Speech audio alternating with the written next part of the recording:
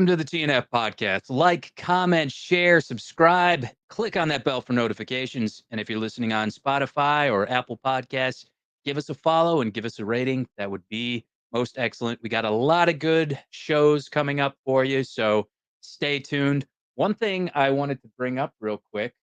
All right, there's my YouTube analytics right there.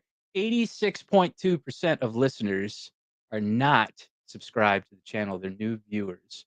And then we've got 12% that are casual viewers and 1.7% regular viewers. So it would be a great help if anyone that watched this just clicked on the subscribe button. It's free. It costs you nothing. It bolsters support for the channel. And if you want to give any more continued support, we also offer super chats where you can have your question displayed right away. We take questions at the end of the show, all the freebs. But if you want to continue to support, show your support for the channel, just give a small donation. That'd be great. It's much like a hardcore band. There's costs that are involved operating it. And anything that you can contribute would be most excellent. And also a way you can contribute. I have a merchandising company, Hell's Heart Merch Company, going over to hellsheartco.bigcartel.com. Use the code WINNING, a la Charlie Sheen style, for 20% off of your entire order. We've got fine Bella Canvas Next Level Tri-Blend t-shirts. They really feel amazing, high quality. If you like movies, if you like hardcore, we've got a bunch of fan-inspired film merchandise, and we post a few hardcore band shirts. If you like Run Devil Run, old Don Foose, we got one of his shirts up there. We got Agros, which is Paris Mayhew from Cro-Mags, his project. So check it out. I think you'll really like him. All right. So my guest today, he's been a member of the legendary straight edge hardcore band from Southern California, Outspoken. Also in Kill the Messenger, played drums in that project. He is also currently involved in a project called Glaciers. They're kind of on hiatus right now, but he's also got a new project that he wants to bring up that we're going to talk about a little bit. And it's a really great pleasure. I got a little video stinger here. I need some sort of remote or something like that. But ladies and gentlemen, Dennis Remsing.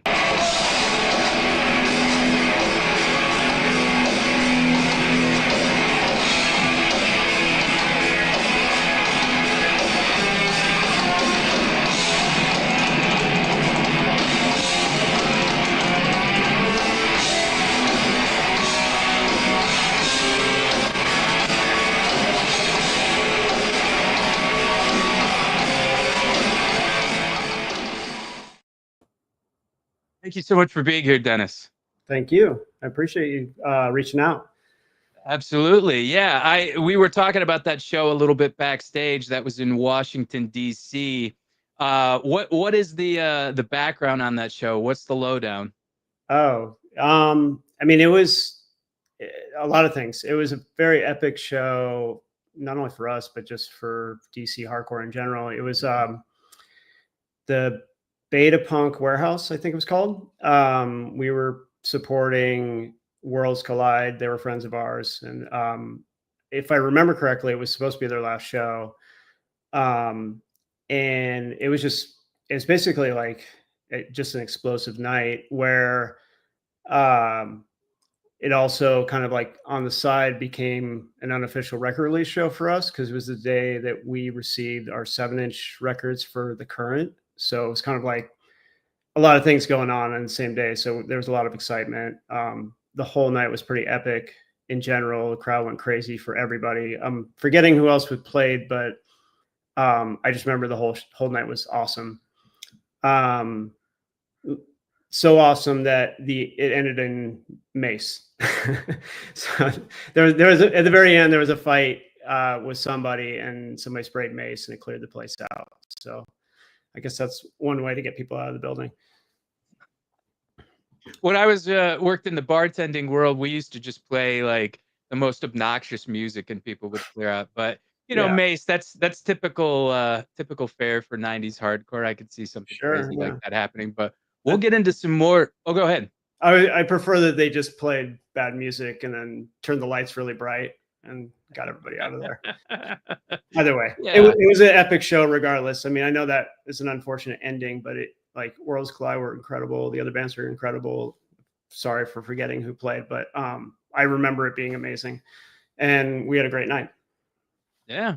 And that era of hardcore, the whole 90s scene, I kind of came up probably like towards the middle, towards the end, and I watched some of the earlier 90s stuff, and I'm just like, man, there was this just spirit there, and like I wish I had been there, but I got to catch a little bit of it, so I'm really grateful for that. And so many awesome bands that came out of that era. And with your musical trajectory, I always have to ask people, how did you get into music? What was playing in your household when you were growing up?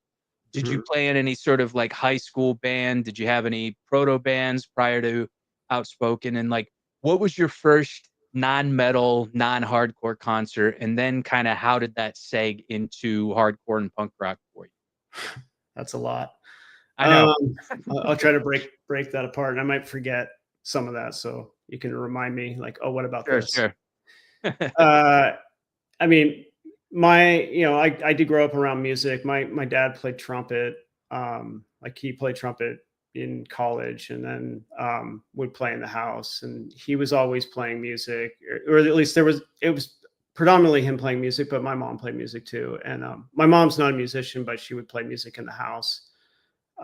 So I sort of grew up around just like music in general. The music range, like it wasn't really anything inspiring for me as a kid. It was like what was popular in the 70s. So anything from like Chicago and like that kind of stuff, which I'm not really a fan of even today, but still there's that. And then my dad's also heavily into jazz. So there was a lot of jazz played, and he still plays a lot of jazz today. So like that was more or less like the beginning. And then my brother and sister who are younger than me, they played piano when they were kids, and so like that was their introduction. I hadn't really found my music voice yet, just per se. Like I liked music, but I hadn't really figured it out. And then when I was a teenager, I think I was 13, 14, something like that.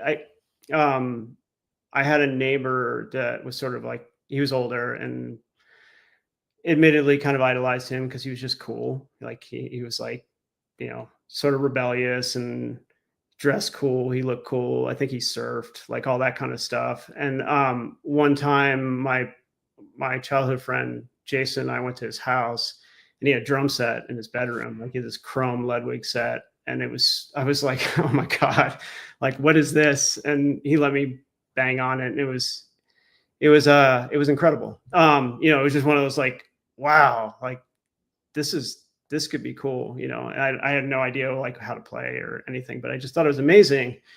This literally the same day, he put on, I think he put on the Sex Pistols. Yeah, I think it was Nevermind the Bullocks. He put that on his stereo, and I had no idea what I was hearing. Like he just literally just put it on and just started blasting it in this little bedroom. And it was a little weird at the time being 13, but like I was fascinated. And I think he played something else too, but I can't remember now. But that one stuck out because I remember at one point coercing my mom to take us to the mall and somehow talking her into like buying me that record, which is kind of a hard one, like Sex Pistols. Right. But either way, like he was sort of the beginning.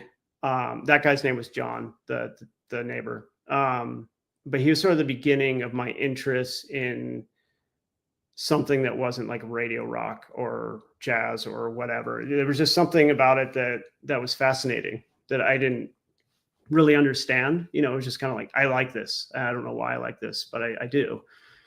And that sort of led into like more curiosity. I had the benefit living in LA at the time, was the beginning of that radio station, K-Rock.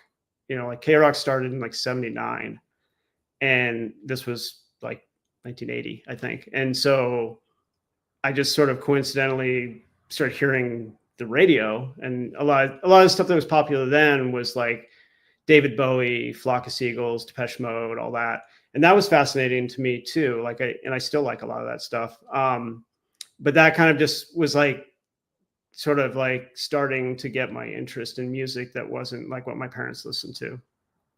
And then I had another neighbor that I met that also, like, he was a skate punk, and his older brother was like full like punk rocker. Like he was like, he surfed, he had like, I don't think he had a mohawk, but like he was like quintessential LA punk rocker. He was fully rebellious. He had like a refurbished mail truck that had no doors, and he like spray painted it black, and like he was just that guy. And he was awesome. And his little brother was my friend, and he, like old school style, where you like hold a recorder up to like a stereo speaker and record what's coming out of the speaker. He recorded a bunch of his brother's albums on these mixtapes that I still own, of just all like whatever kind of LA punk was happening at the time. So I have like An Aggression, Don't Be Mistaken, like one of their LPs. I have that on that cassette.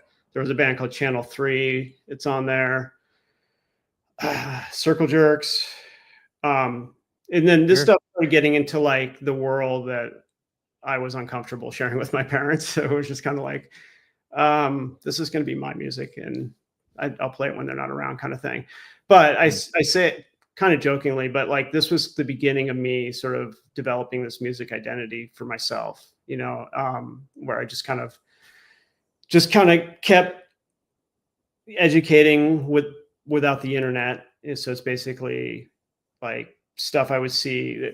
The only option was going to the mall, pretty much. And we had Warehouse Music, we had Licorice Pizza. These are like chain stores, but you could buy records there. And I'll get back to like the high school part of this in a minute, but one of the pivotal moments that really kind of catapulted me into like, this is what I want to do. I want to learn how to play music, and all that was the weirdest time ever, driving to the Glendale Galleria in my mom's car. And I don't know how I talked her into having K-Rock on, but we had K-Rock on, and my little brother and sister in the back seat, and we're driving. And that was the era when SST Records used to do radio commercials. And I don't know if you've ever heard any of them. They're pretty comical, but they made a radio commercial for Damage. Black Flag Damage. And and I just heard like the beginning of Rise Above like come on the radio while we're driving to the mall, like happy kids driving, you know, whatnot. And it was literally almost like everything like was silence for me. Like I stopped hearing my siblings, I stopped hearing my mom, everything. And it like, I just like honed in on that song, and like I didn't even know what I was hearing, but it was like something that was just like like a light switch turned on. So much so that like we get to the Galleria eventually. I think that one was Warehouse. I have no idea how. I mean, I was a shy kid. I have no idea how I talked my mom into buying me Damage on vinyl that I still have. From the Warehouse because of hearing that radio commercial. So props to radio advertising. But yeah, somehow I talked her into buying that record. I don't even know if she looked at that cover or not, but either way, I ended up with that. And that was the groundwork for me wanting to play in bands, basically. I'm forgetting all the other things you asked me. High school. Yeah. High school, I didn't play in any music band, like any stuff in school. Like I wasn't interested in that. I kind of regret it too. Being a drummer, I kind of wish I'd done like drumline or those kinds of things and like learn technique and all that kind of stuff. Cause now I watch videos of that stuff all the time. Now I'm like, these guys are incredible. You know, like I wish I knew how to do that. But you know, whatever. I hated high school. So it was kind of like, why would I want to do this? But I did get into my first band through skateboarding. I had a friend when I was in high school. He didn't go to my high school, but he used to come into my first job. I worked in a skate shop called Surf Styles, and he used to come in when I think it was junior at this point. And we just sort of hit it off. I don't remember how we started talking about music, but like we were both into skateboarding, so we would skate every night, and something came up about like hardcore and punk and all this kind of stuff, and it just sort of went from there.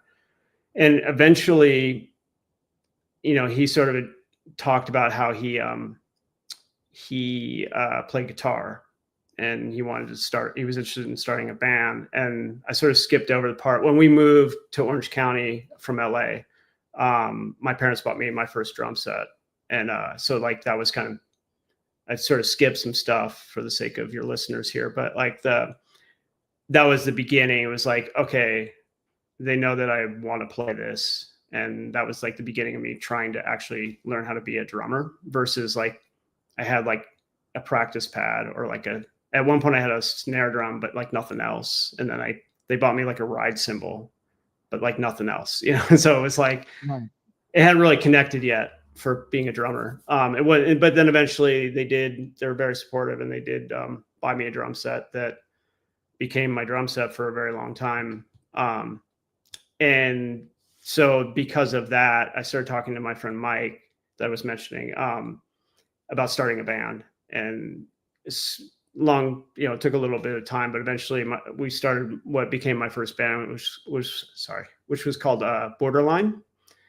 And we did a 7-inch, and that was kind of it. But it was like the beginning of what became my hardcore world.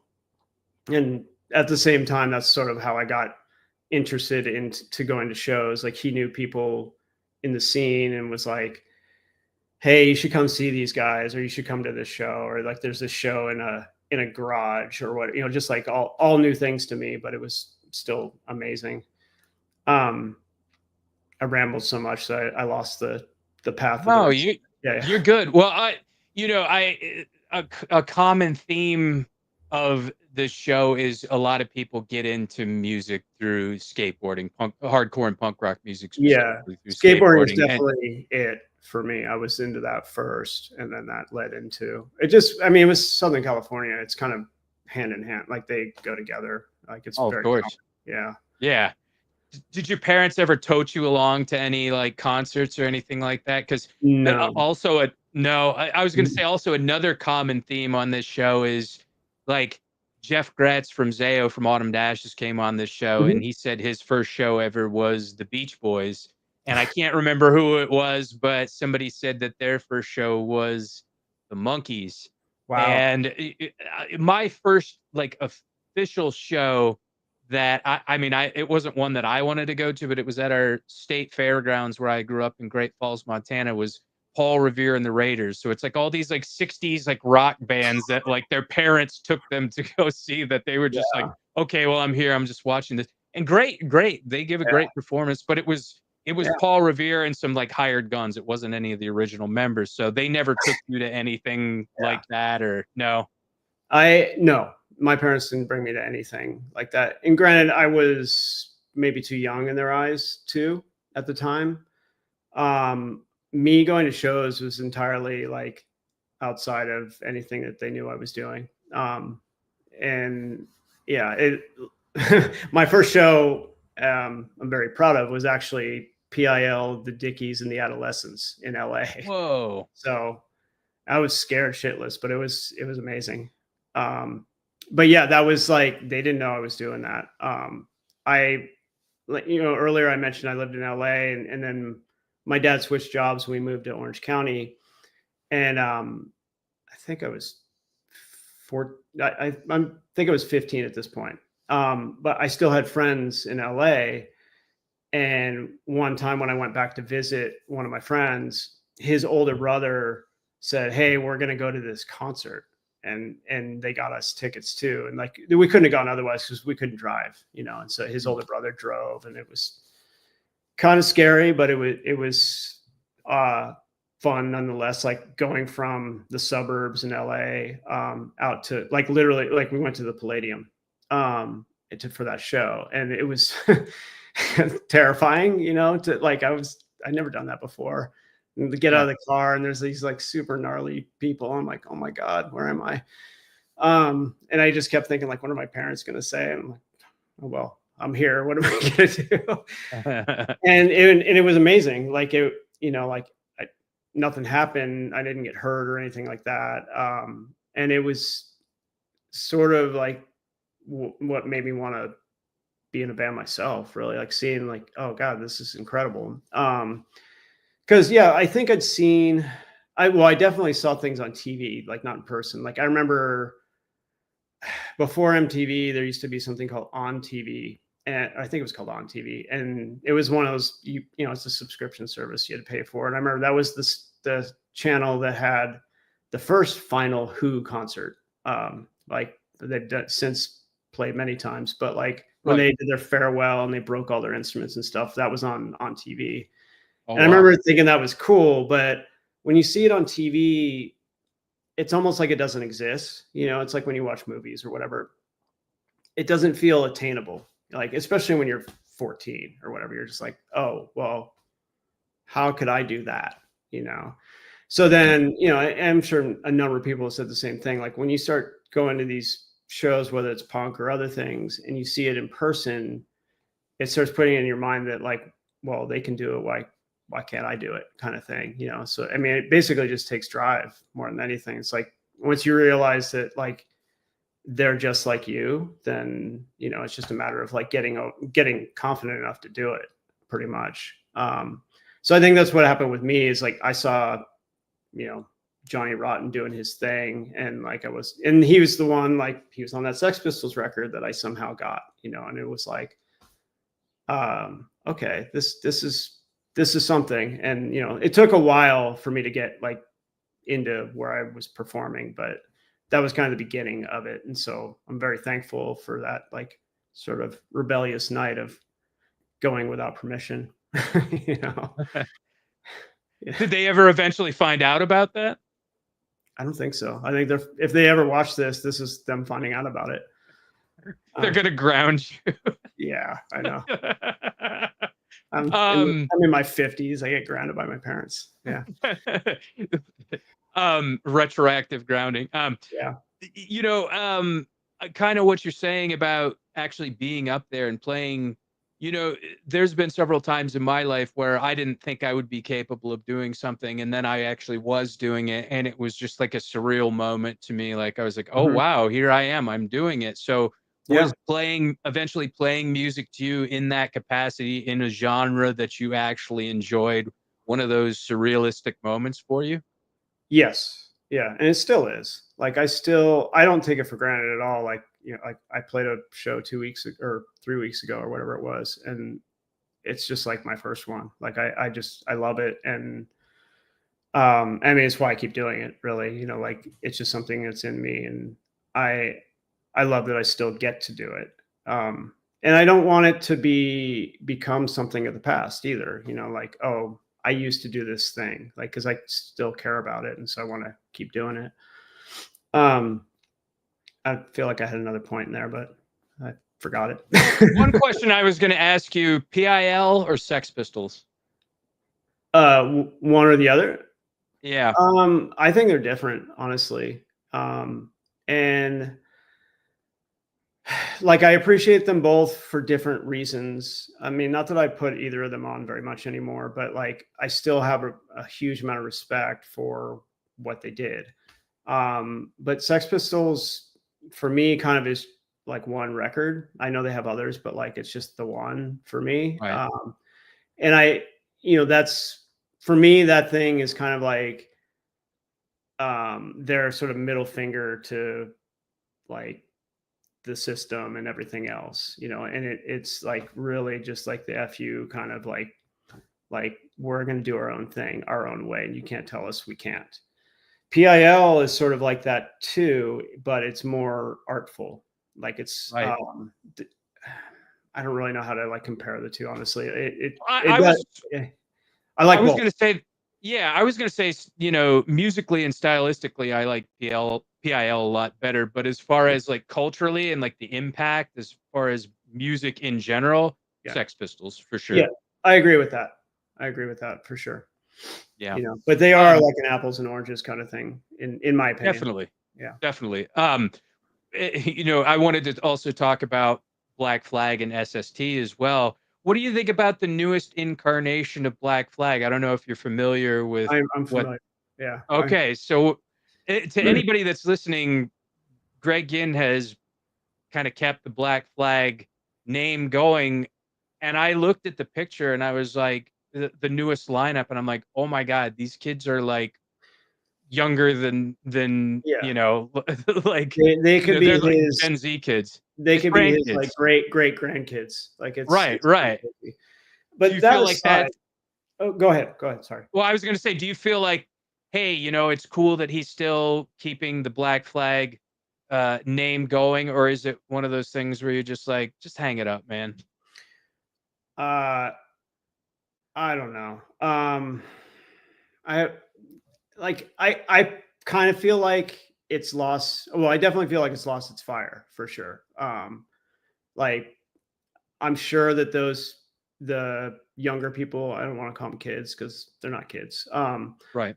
Those younger people, younger musicians, like, I'm sure they're pumped and like super fired up and totally into it and giving it their all. But Mhm. it is just kind of like a shell of what it used to be. And, like, I just don't understand why he keeps doing it. Like, there's a lot of people throw around like cash grab and all that kind of stuff. And I don't think he has a problem with that, like, based on everything he's done. Right.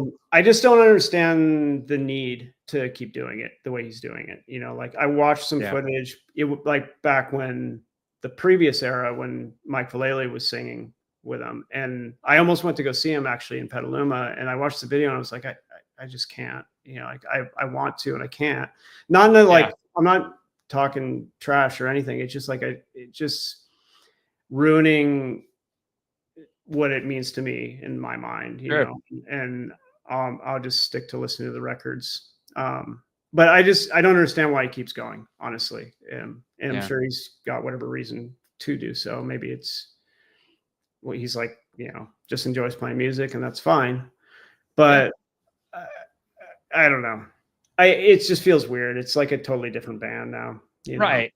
My thoughts are, just call it something different and play Yep. some Black Flag songs. Yeah. Well, it's Like, like the other guys that were a part of it do Flag, like, and that's kind of which their. is awesome. Yeah, and it is If great. Like, they do it right, yeah. but they also still have the capacity to do it right too. They still have the energy and whatnot. And that was the one thing I noticed. Ginn, I mean, he's an old man now. Like, it happens, but like, Yeah. his guitar, like, motor skills didn't seem to be there, Yeah. anymore. Maybe they are. Maybe it was a bad night that I saw a video, but like, it just seemed like, you know, he was trying to do it, but couldn't really do it anymore. Sure. But again, maybe I just saw one video and they're not all that way. And maybe it's just a bad night for him. I don't know, but I Right. don't. I personally don't see the point. I'm like, why he keeps doing it. Yeah.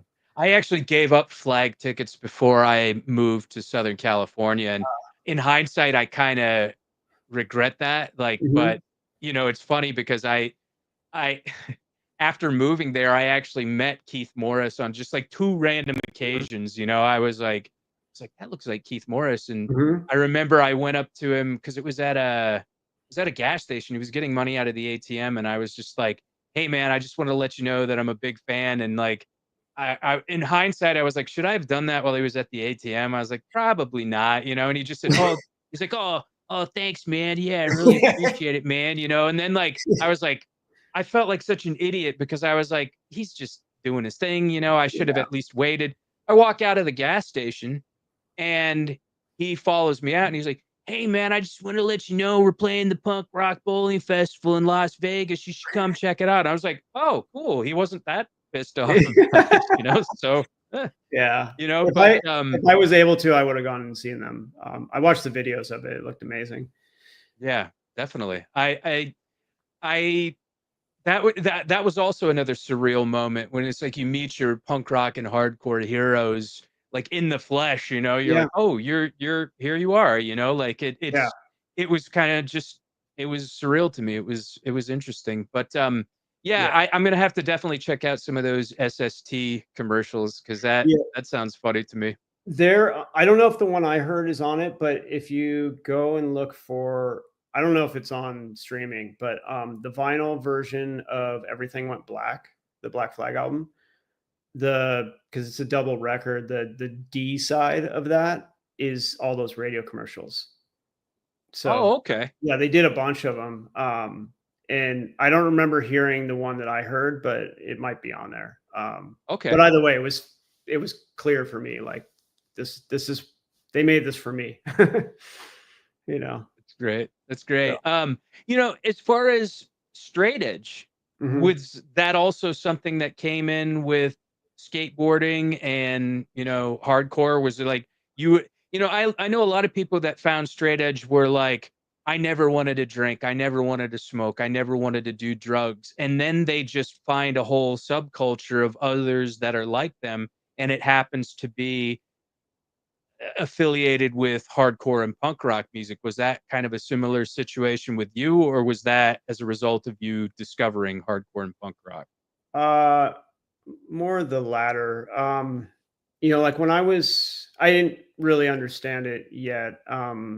When I was in junior high, was kind of the beginning. I had a friend who was kind of a troublemaker in training. He had an older brother that, like, I think his brother's in prison now. It's like that's the kind of like path he went on, and he was a bad influence. But there was a friend I had that he was kind of going down that path, and like, I remember he stole some liquor, and my younger brother and I like drank with him, and I remember even at that moment, because I think it was 15 or 14 at that point, and I was like, this doesn't feel good.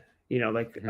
I don't know really. I didn't really have an opinion on anything yet, like it, but it's just kind of like I feel like I'm doing something wrong for me. Mhm. And that went on for like a little bit, like, and I say a little bit, like maybe 3 months at max. Like go out, like sneak out and go and like run amok around suburban neighborhoods or whatever, do dumb stuff that kids do. And then, like it just sort of fizzled out because that friend got worse. Like he started getting into like bigger things that I was really not interested in. My brother was not interested in. I say my brother because we did a lot of stuff together. We skated together and all that kind of stuff. So I was sort of like his guardian, if you will, since I'm older. And we, through skateboarding, definitely. I mean, I already had like the story I told you about Black Flag and all that kind of stuff. So I already had an interest in punk for sure. I didn't know about hardcore yet. I guess Black Flag gets lumped into being the beginning of that. That's questionable, but so I didn't really know like what hardcore was yet. But through, like Thrasher had like skate rock tapes and all that kind of stuff. Like in Thrasher magazine, I used to get every issue, and Transworld too. But Thrasher had like more of a punk edge to it, and I learned about like the Dead Kennedys through them. All that kind of stuff, that world. And so I was slowly getting more and more into like punk, and somehow I don't remember how I discovered Minor Threat, but I think I was in high school at that point. I remember, I think a friend of mine bought Out of Step on vinyl, and this was like the beginning of me getting really close to like being in bands, because one of these people, actually I think the person that bought the record, this guy Dustin, I think he ended up being, yeah, I think he's the one that got it. So he ended up being in my first band, Borderline. But Out of Step, obviously, like it has, straight edge messaging and all that kind of stuff. And that was like the beginning of me. I didn't realize it was a movement per se, but it was interesting because I'd already sort of decided I didn't want to do that stuff just personally, and my brother too. And so, but we didn't know, we didn't know it was a thing. It's just like, this stuff sucks. We don't want to do it anymore, Right. And, like I just want to skate, and that was pretty much it. And then, so Minor Threat kind of became the gateway into other things. But I remember for me, there was a skate park. Well, yeah, there was a skate park in Del Mar called Del Mar Skate Ranch. It was in San Diego County. And my brother and I used to go down there, like as soon as I could drive, like I drove down there all the time. It was like 50 minutes south of my parents' house. And so I was down there often. And I remember, like a lot of the guys that skated there were older than us. So they kind of already figured out like, oh, they're into punk rock, they're into this, that, and the other thing. And I remember specifically, there was a pro skater named Jason Jesse that he had this sticker on his board. And I was really kind of embarrassed to talk to him. It was just like, oh, this guy, he's incredible skateboarder and whatever. So I just kind of like admired from afar. I later got to know him a little bit, but like, I wouldn't say like we were friends. I just met him in passing through another friend. But I bring it up because he had this sticker on top of his, or bottom of his board, this cool lettering that I'll later talk about. It led into my interest in graphic design, which is what I do as a profession. And this cool lettering, and I was like, what is uniform choice? Like I had no idea what this was. But I just thought I was just fascinated with this little sticker. It's red hand-drawn letters on his skateboard. And I just kind of like cataloged that, forgot about it. And then maybe 2 weeks later or so, there used to be a local record store in, my parents live in Mission Viejo, which is where I used to live in Orange County. And the city next to it is Aliso Viejo. And there used to be this record store there that was run by a guy that had a punk label. Like he put out a Vandals record and some other stuff. And I remember going in there and I'm flipping through records and I stop on one and there's that logo on this record cover. And I was just like, what the fuck? Like, just my mind was blown. I was like, what is this thing? Like, I didn't even know what it was. And I pick it up. It's Uniform Choice Scream for Change record. And I had no idea what I was looking at, but I'm like, this is the coolest looking thing I've ever seen. This like, crazy illustration of this like insane punk show or hardcore show. And I didn't know what it sounded like or anything, but I bought it anyway. I just felt like I had to have it. And I took it home and that thing didn't leave my turntable for like a solid 2 months. Like it was mind blowing to me. It was like, and I still love that record. It's still like a top, 10 hardcore record for me. But that was literally like, because Scream for Change was like, took what Minor Threat was doing and just like, kept basically like solidified this movement in my mind of like what became straight edge, at least in Southern California. And then, like there was other bands too, but that was kind of like, holy shit, like this is a thing and I want to be a part of this thing.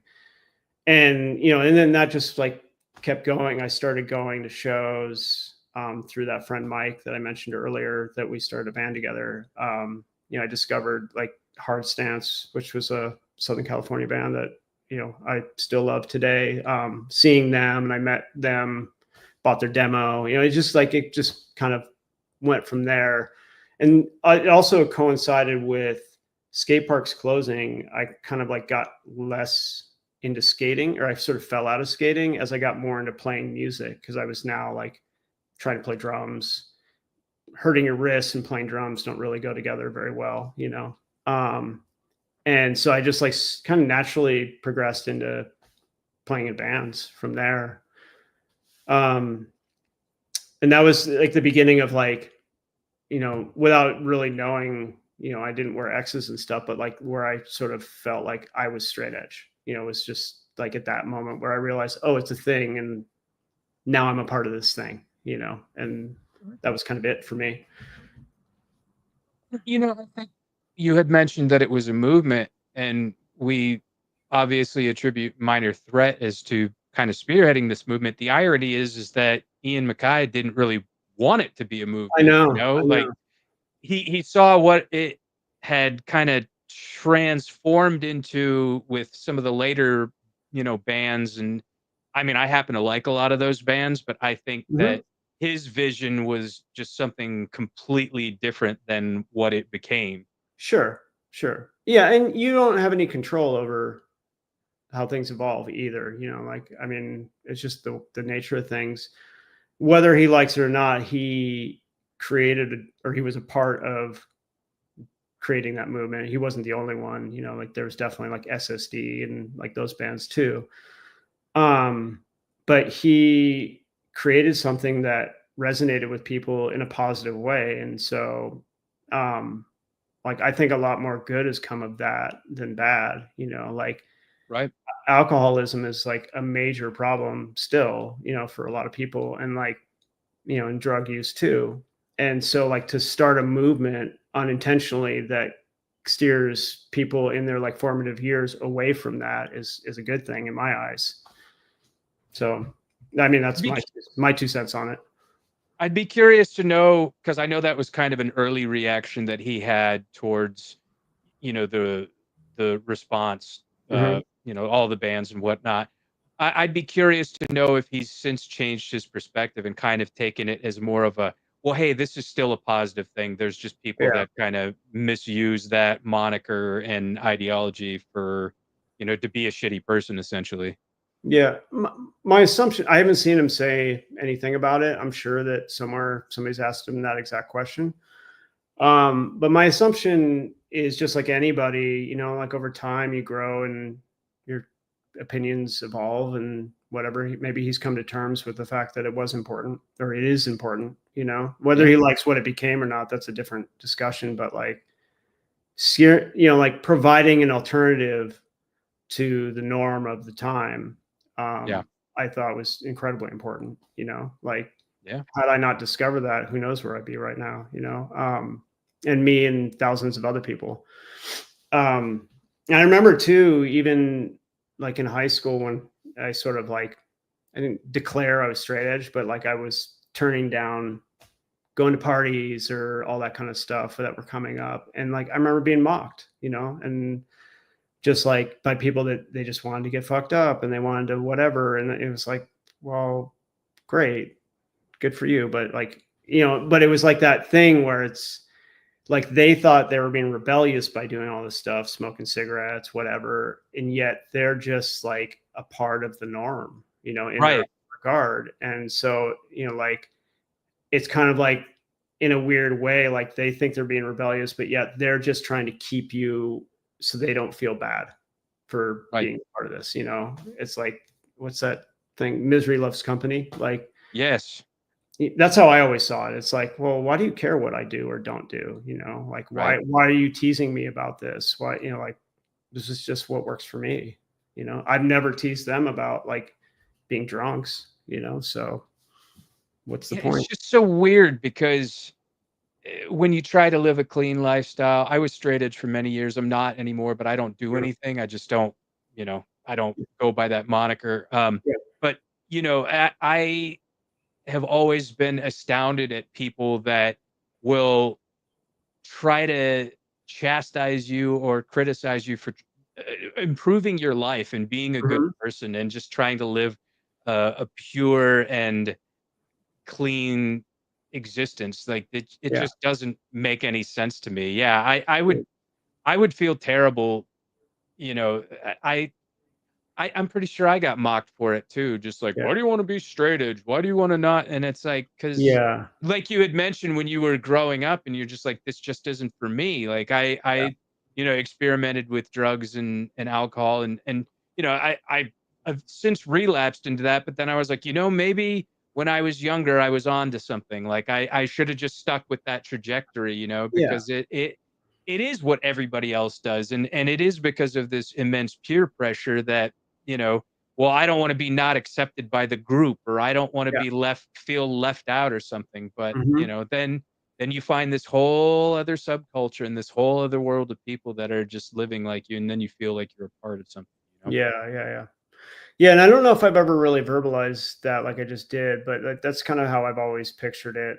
Um, where it's like another way that people just try to keep you to be the same, and Yeah. like not be free thinking, not like have your own opinions about stuff and whatnot. And I remember like, I was heavily into it. And I remember at one point, I fell out of it and for one reason or another. And when I look back on that now, because I don't do anything now, but like when I did and I look back, I mean, I'm glad that I sort of experimented with my life, not in like any bad way, but just like not being so restrictive. But like, I don't feel like a lot of good came out of any of that.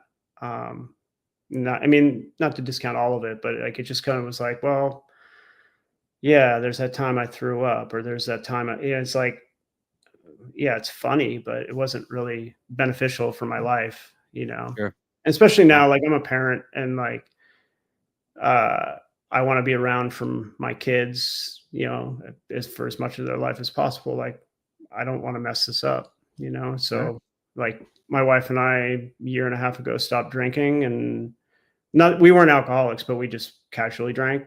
And now, like, Sure. we don't drink anymore, and we feel great. And I don't think I ever will again. I mean, never say never, but like, it's just kind of one of those things where it's like, uh, I'm fine with this. I'm not missing Yeah. anything. I don't feel bad. Yeah. I actually feel really good about it. That's Um, good. and but this is what works for me. So, Sure. and I'm not telling anybody else to do or not do things. Yeah. Absolutely. No, that's a great perspective, and that's a great way of looking at it. Mhm. And, with Borderline, did that eventually transform into Outspoken, or did that band kinda just run its course and then you started Outspoken? What's the chronology behind that? It's sort of it became kind of like the introduction to what like how I eventually started Outspoken with John Coyle. Well, it wasn't Outspoken at first, and I'll explain that. So, like, I was in Borderline with my friend Mike Crowell, and then a school friend named Dustin Cook, and then and then I made friends through shows with Popeye, Mike Vogelsang, from who went on to be in Farside. And so I somehow coerced him into playing music with us, and he played guitar in Borderline. And yeah, like I said, we did that 7-inch. We actually recorded a second 7-inch that we never finished because it just wasn't going well. And the band was kind of like falling apart anyway. So it was like, well, we have these tracks that aren't really tracks, and there's no reason to put this out. Um, but because of just sort of like that connection of being in shows, and then I mentioned Mike Crowell, we also started the record label together that put out the Borderline 7-inch, which was called Conversion Records.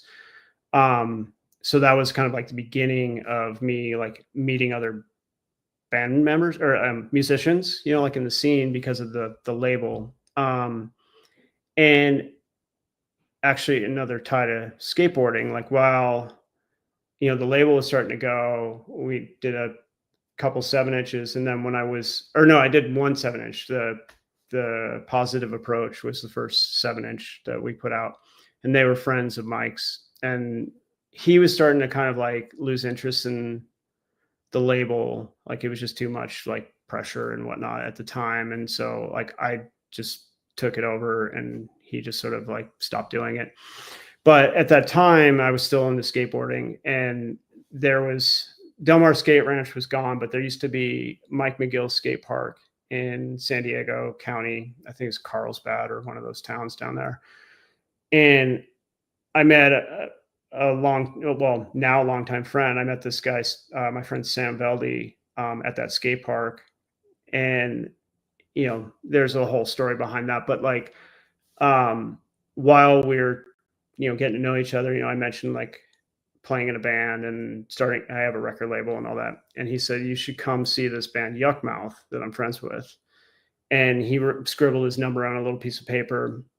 I just met him. I didn't even really know him. I was kind of intimidated by the whole thing, being shy and whatnot. But like, there was something cool and unique about him, and I really liked him. And so I eventually called him, and he invited me to his mom's house in Costa Mesa, and he was having that band Yuckmouth, who I'd never heard. He just told me the name. He's like, hey, they're going to come and rehearse in my garage. You should come check them out. They're cool. Maybe you want to do a record.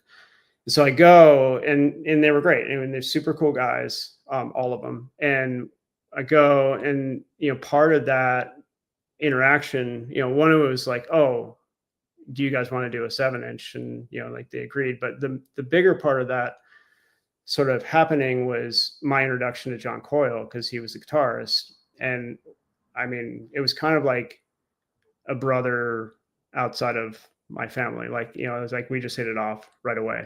And like, I think we literally like talked on the phone every day after, from that, like up until like, you know, like through all the Outspoken years or whatever. But like literally like seeing them and meeting him there was the beginning of like, you know, the relationship I have with him. And I don't know if you've met John before, but he's very prolific, you know, with music, and he's super excited. You know, if he gets into something, like he's like 150%, if that's even possible. He's just like gung ho. Guested on my friend's show, Sarah, the hardcore therapist. Yes. He's Yeah. yeah, and a really great episode, by the way. And anybody who's listening should definitely check out her show and follow it and listen to the episode with John. But Yeah. yes, very, very prolific. And Yeah. And he still is, like, he's still the same. Like if he gets into something, it's like gung ho, you know, like he could write an album in like 24 hours. It's crazy. But so we hit it off, and, you know, at the time I was playing in Borderline. Our Yuck Mouth and Borderline played at a skate ramp in San Juan Capistrano. And like, you know, we kind of like started doing stuff together, but like my band was kind of like, people are losing interest and stuff. And we didn't really break up. We just stopped doing stuff is kind of what happened. And in doing so, you know, John and I started talking about playing music together, but he was worried. It was during like teenage years. So he was worried about what Yuck Mouth would think, the guys in Yuck Mouth would think if he started playing another band. So when we first started doing stuff, it was totally in secret. His dad had a shop, like a machine shop, and Yuck Mouth used to practice at the machine shop. And I would show up, it would be at nighttime. I would show up, and like wait outside and pretend that I'm giving John a ride home. And and those guys would leave. We'd literally go around the block, come back, and then he and I would go and practice for another 3 hours. So he would have already done like 2 or 3 hours with Yuck Mouth, and then we would go and stay up and write music. And it was crazy, and it was amazing too. You know, like, just, this is what I want to do. This is what he wants to do.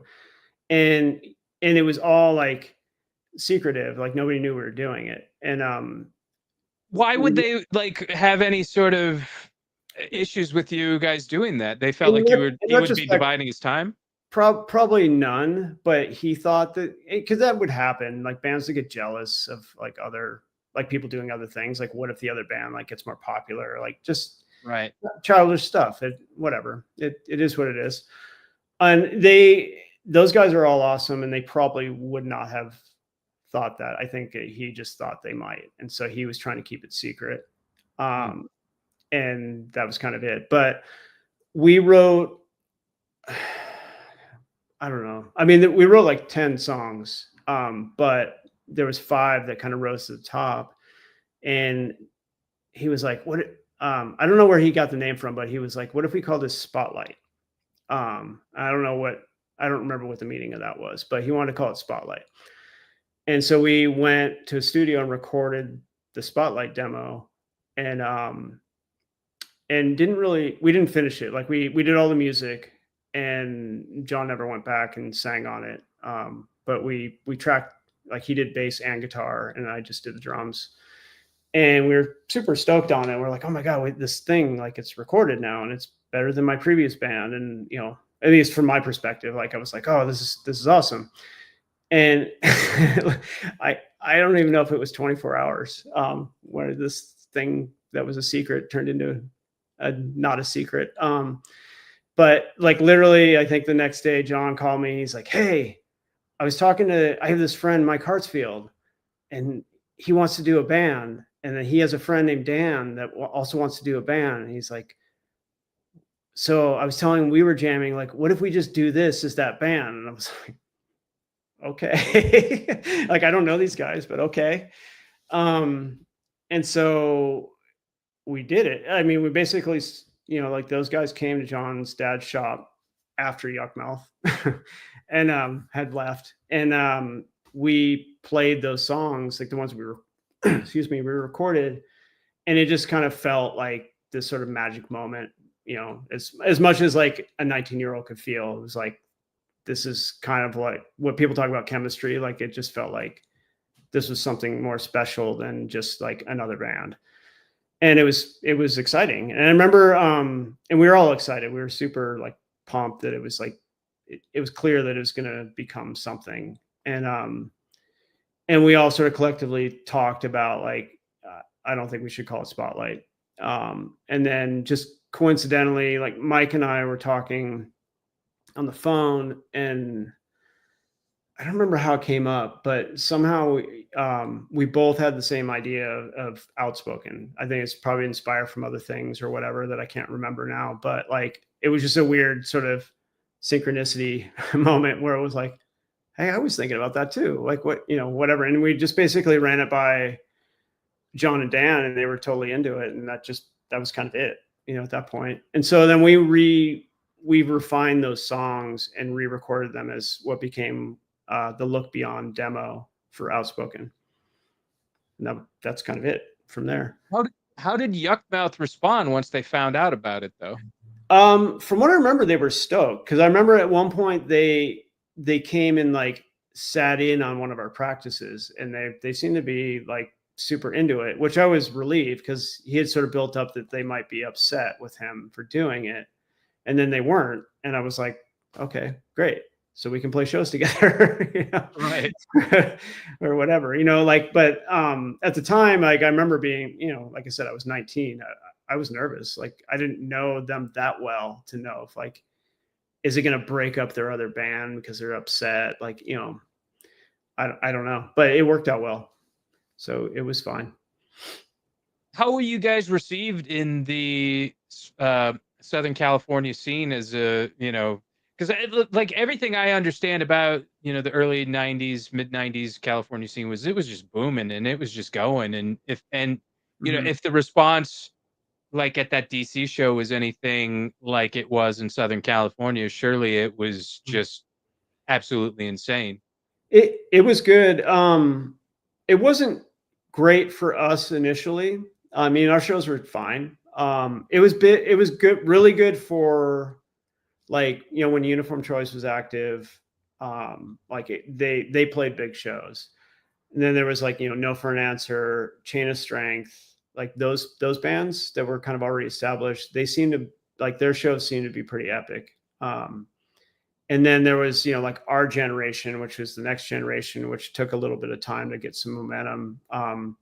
Like we played with Instead, but like it was Instead show, like, like they always had great energy. Like their shows were awesome. So the times we got to play with them was always like a good show. And we always appreciated being asked to play their shows because they're good guys. And but it took a while. I feel like I think it kind of coincided with the band too, like as the band evolved, like as we got better at what we were doing, the shows kind of got better too. But honestly, like I remember our best shows, surprisingly, were not in Southern California. They were like when we would go to the East Coast, those were our best shows, which is totally weird to me, but it's just the way it was. Like we'd play, what was it? Like Spanky's Cafe was the place at the time in the 90s, early 90s. And, there'd be, I'm going to make it up, 100 people there. And then we go across the country and we play DC and there's 500 people there or 400 people there. It was just, I mean, granted, it has to do with other bands too. It wasn't just us, but right. But our shows back East were epic compared to the ones at home. Not to say we had bad shows or all bad shows at home. I'm just saying that like, it seemed like local bands, like people got lazy about local bands a little bit. Yeah. And so the shows weren't as big in like Orange County or San Diego or LA.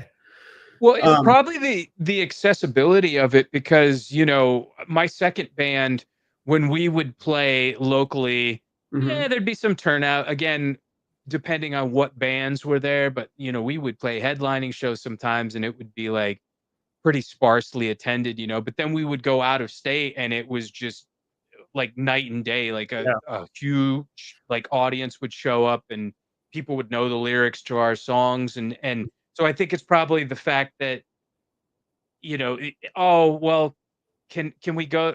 We can go to the show. Yeah, but we'll see him next week, type thing. Yeah. It's like so. We had bands that there were several bands that were like that were in North Carolina that couldn't draw locally, but then they would go somewhere else and were just like huge, and they'd have Yeah. insane shows. It's crazy. It's Yeah. funny to hear that too, because I always just assumed, and this is kind of partially a joke, that California is just too laid back, and so people are just like yeah, I'll go to the next one, whatever, like they just blow it off. Right. I don't know. I mean, again, I'm kind of kidding about that, but and not every show was like that, but I did notice more often than not that the shows in Southern California, at least for us, were not as sort of epic as when we would leave and go back east. Even like our first tour, we went up to Olympia in Seattle, and like granted, we played like really small things, but I remember those being a lot of fun. Specifically Seattle, like we played in a basement, but it was super fun, and like everybody was into it, and like it was a pretty cool way to start a band. Some of the best shows I ever played were in basements or VFW halls, or just real low key venues. Just the energy and just the distance between the crowd wasn't long. I mean, we played with like bigger bands, and there was a stage and a barrier and stuff, but it's nothing like that interactivity of those smaller scale shows. Yeah, they're the best. That's like what was it, 2016, when we played the John Bunch Memorial or benefit show. We played there was like a basement room versus there was like a big, the Yost Theater is like a big theater. They had this one for like more of the hardcore bands, like Scream played in the room we played in. And it was literally what you just said. Like there's a stage, no barrier. And the stage was like short, like 2 feet short kind of thing. And so you're just right there with the crowd. And like that's how hardcore shows should be. Like, it's just, you need the interaction. And that's, like the crowd's just as important as the band in those situations. Like, you're not doing it for yourself. Like it's for them too. Did you guys ever play internationally? No, not the main band. Like there was an era where John and I weren't in the band, and Mike took a different lineup to Europe. But that's the only time we left the country, or the band left the country. Okay. With Drift Away, where did that come in chronologically? Was that Drift Again? Drift Again. I'm sorry. No, it's okay. Okay. Was that around the same time, or did that come much after? No, it was same. Well, so we had already been doing Outspoken, and then Mike Harsfield had a friend, Mike Garceau, or Mikey's, we call him. He did a fanzine called Fast Break, and Mikey started being at our shows. He came to our recordings. He was just kind of around, and Mike and Mikey started talking about doing a band together. And I wasn't part of the conversation at first, but then I had left to go as a roadie with this Michigan band called Relapse. They were originally, Outspoken was going to go back east, and then John wasn't able to do it. And so I just went anyway as a roadie. And which was bizarre to me when I think about it, because like I never met these guys in person.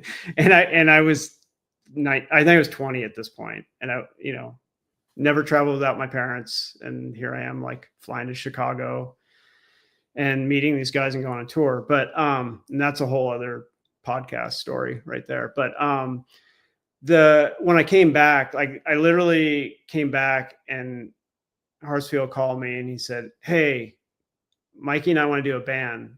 Come jam with us." And I went to Mikey's house, and his parents' house, and in Huntington Beach, and we wrote 2 songs in a day. Or, well, I think Mike already had the riffs. I just had to like figure out drums to them. But literally like one day, we might have practiced 2 days, I think. And then we recorded a 2-song demo, and the band was called Solitude. And we even like, I don't remember how we got other people in the band. I think it was friends of theirs. I don't think I had anything to do with it, but we played a couple shows. And then somebody had told us, because this is pre-internet, somebody had told us that there's already a metal band with records out called Solitude. And so we just decided to change the name. And Mikey came up with the new name, Drift Again. And at the same time, some people left the band, and then our friend Randy joined. And Randy used to sing in Pushed Aside, and he was the first. I think he was the first singer in Ignite. Also, I think he was first. He was one of the first two singers, because I know Joe Nelson also sang for Ignite. But yeah, Randy joined the band on guitar. And we were basically playing the same time as Outspoken was playing. I don't remember if we ever played. We might have played one or two shows together. Yeah, we did play one. When it was Solitude, we played. Solitude played, and then Outspoken played right after. And then so there was scenarios like that, but that wasn't that common. But we were active until like 93, and then it just sort of fizzled out. And it just like I don't know if it was like a lack of interest. I think we just like stopped doing stuff. I don't really even know why. So that just kind of like went away for a long time. But yeah, to answer your question, like it was from 91 to 93, we were doing it at the same time. You started doing Kill the Messenger, which, reminds me a lot of Outspoken, obviously, because you are involved in it and John is also involved in it. Mm-hmm. But it just seems like it had kind of more, even faster tempo, more aggressive kind of flair to it, Yeah. What were you guys listening to at the time that kind of caused you to like kind of turn in that direction? Like what was your diet of music when you guys were doing that project?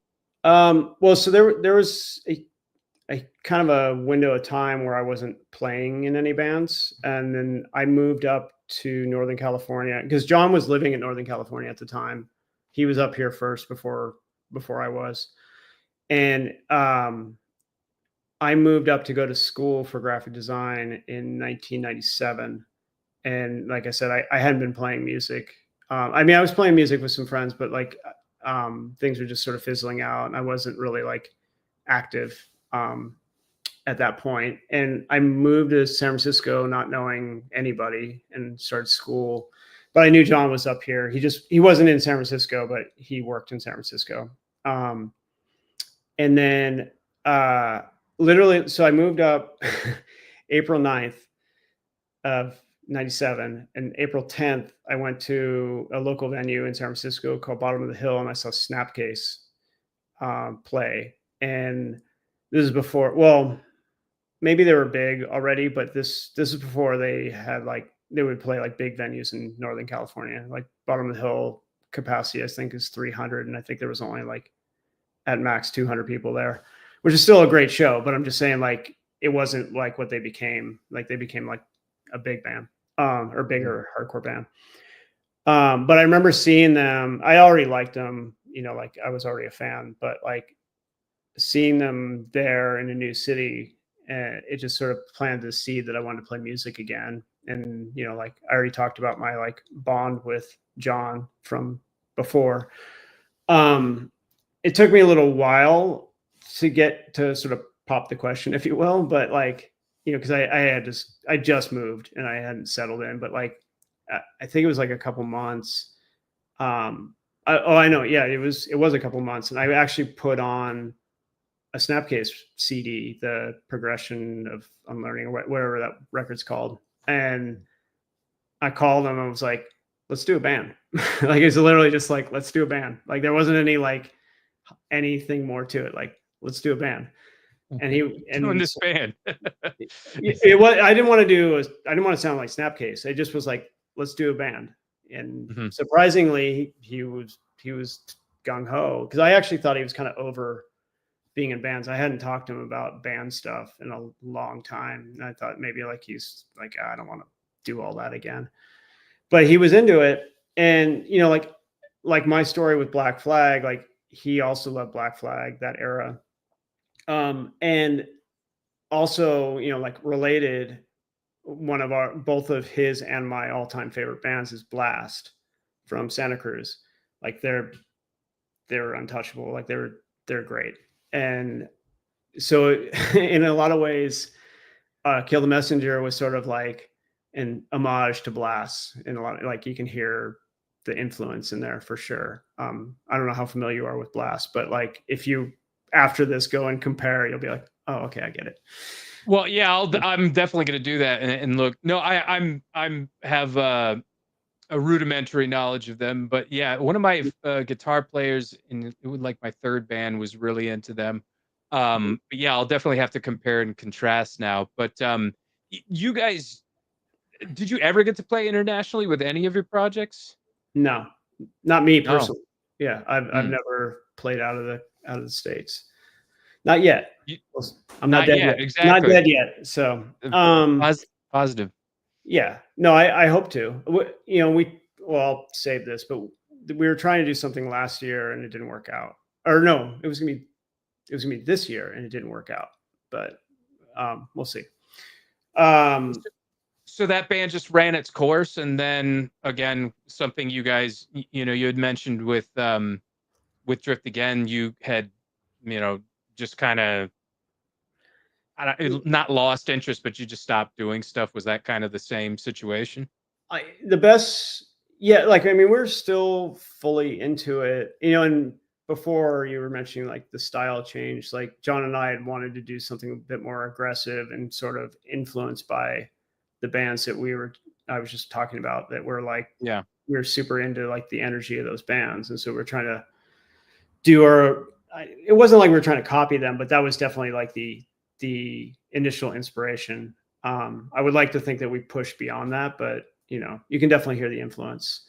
And I love that band. Like I still do. And we've actually tried to do it again. And had something came up and it got, life got in the way. Well, part of it was COVID, Yeah. but the other part was like, I had a personal thing happen that we had to stop. But yeah, the band, like, we only played we played Southern California once, or no, twice, that I can remember. And then the rest was all Northern California. But it just started to get really complicated to do. A lot of it was John's work schedule, because he didn't live in San Francisco. I did, and the bass player Brian did. And so it was easy for us, but it was hard for him, and it was just putting a lot of stress. And it just started to get to where like practice and writing felt like a chore. And so we just decided to just like, well, let's just hang it up for now. Not saying we're breaking up, but like, let's do it again when it's fun again, Yeah. And we still talk about doing it. Like, we still want to do something with it. It's just kind of like in hibernation mode right now. Sure. Definitely. And with Glaciers, which is a drastic departure from, I don't want to say drastic, but like because there was this whole era in like the 90s where guys in prolific hardcore bands would go and then, oh, this is my post-hardcore project, this is my emo project, and like a lot of good bands came out as a result of that. But it definitely still has some tinges of hardcore, but definitely in a different, even more melodic direction. What Mm-hmm. was the sort of the inception of that band? And you guys had mentioned that you were going until COVID kind of pumped the brakes for you guys. So Yeah. talk about Glaciers a little bit. So that was post Kill the Messenger, because we stopped doing Kill the Messenger in 2006, and the bass player, he goes by Wig, and I, like, we're longtime friends. About maybe 2 year or maybe a year later, we started talking about playing music again, and I had told him at the time, like, everything I've done up to that point involved, like, for the most part, there was a band that didn't fall into this category, but like generally speaking, it had like a front man who was screaming. And it was just like that. Everything I'd done was that way. Like, yes, I like punk and hardcore, but I'm a musician and I like a lot of music. And for me, to stay sort of inspired, I felt like trying to do something I hadn't done before. And at the time, I had a roommate who was into a bunch of different music, and he turned me on to, or this is actually way before I got into this, but he turned me on into that band Tortoise, which is, I think they're from Chicago. And it was fascinating because it's jazz inspired, but not jazz to me. Like there's something more going on that's deeper. And then, so that was while I was still in Kill the Messenger, he introduced me to them. And I kind of like started learning about instrumental bands because of that. And then coincidentally, like my wife, like when I first met her, she liked them too. And so there was like this thing going on where it's like, oh, wow, this whole other genre of music I had no idea existed. And so like her listening to them, my roommate listening to them, it just kind of like inspired me to look into more of that kind of stuff. Even though like I said, I still love all the hard, heavy stuff too. But it led to me after Kill the Messenger and being kind of wiped out from doing all that stuff, feeling like I wanted to try to do something that I hadn't done before, and sort of, brought up the conversation about what if we did an instrumental band, or we tried to do an instrumental band. It's actually like one of the hardest things of starting a band is to find a singer, because like singers can make or break a band. So it's like really hard. That's a challenge. And so I was like, well, maybe it'll be easier to not have a singer, like, because we all know how to play the instruments. So it's just like, maybe we just skip that part. But for me, again, it was really inspired personally by trying to do something that I hadn't done before. And if I hated it, I'd just stop doing it. But like, it ended up being really great, and I still love it. But yeah, Wig introduced me to his friend Chuck, who he kind of grew up with sort of like the post-hardcore world. And so he had kind of a background that was similar.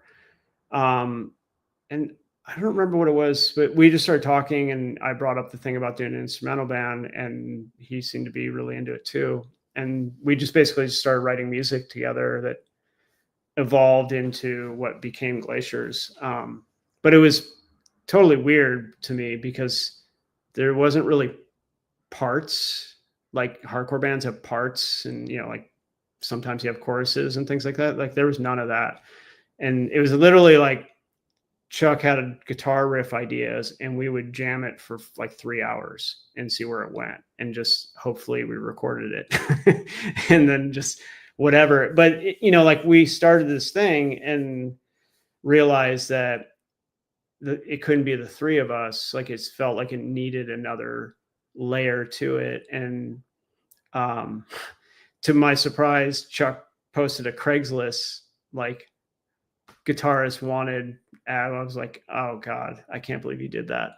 It's just like, because you don't know what you're going to get, and usually it's stuff you don't want to get. Right. And but either way, he already did it, so we're like, okay, let's try these guys out. And we tried one guy out, and he totally was not right. I mean, he was nice, but he didn't understand what we were doing and didn't really want to be in a band. So I couldn't really figure out why he tried out. And then eventually this, what is now our friend Matt, wrote, and he came, and it just clicked, and so it's the four of us still. And yeah, when we all lived in the Bay Area, we played a lot. Like we're pretty, I wouldn't say like prolific, but like it was constant, like we were always practicing, always writing, and playing as many shows as we could. We never got to like fully tour, other than Southern California. It seemed like every time we were about to do something a bit more, than like something came up. And the last thing was COVID, which was a bummer. But but we got together like a year ago, I think it was, or maybe it wasn't that long ago. But because with my current band, we have a rehearsal space, and so the guys came to town, and we hunkered down for 4 days and like worked on stuff. And we have 8 like sort of beginnings of new songs. So eventually we'll do it, but it's just hard. You know, life gets in the way. We're all parents and have jobs and all that kind of stuff. And it doesn't help that there's a whole bunch of distance in opposite directions for two of us. Yeah. But yeah, we're still a band. It just not very active right now. Got some irons in the fire. Yeah, definitely. COVID killed a relationship for me. So Hard. yeah. Yeah. It was a trying time for all of us, I would say. Yeah. I know. I had to learn how to homeschool. There was all sorts of stuff. It was complicated. Back to what you were saying about bands with like a jazz influence that aren't quite jazz. Have you ever heard KO Dot? I've never listened to him, but I see that name come Ooh. up all the time. I'll check him out.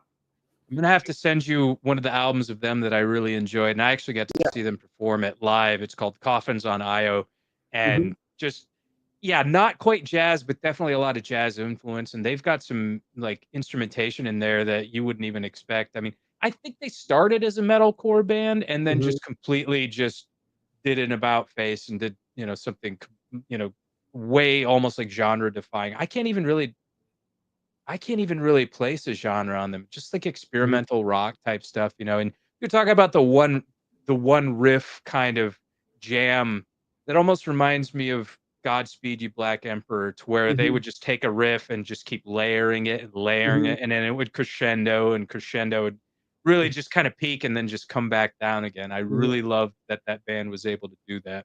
Very cool. Yeah.